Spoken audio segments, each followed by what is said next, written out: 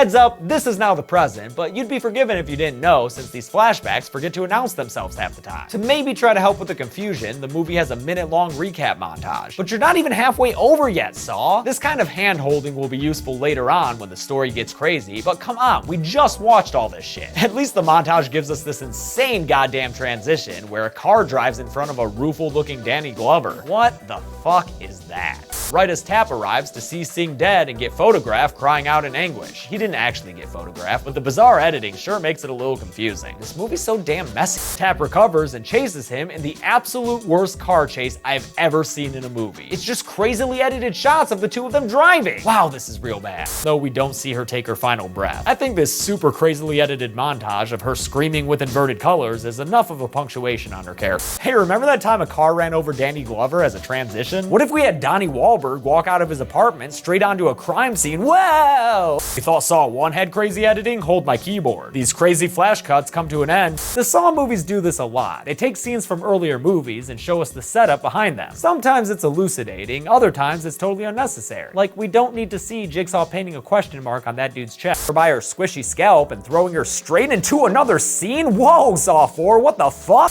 Hoffman's face dissolves into a Jigsaw magazine cover in a not so subtle transition to a scene with John Kramer's ex-wife Jill Tuck. Half of Saw 6 is stuff we've seen before. Flashbacks filling in gaps that don't need filling, but in a very weirdly directed or edited scene, he follows her and finds her. I think the actors weren't actually together at all for these shots, because look, in the only shot of them together, when he kicks her, it looks like a Betsy Russell stunt double. And then the screen goes black because this movie's editing is fucking weird. We don't see Fitch's death until later, after the fact, but I'll just show you what happens now. Makes more sense that way.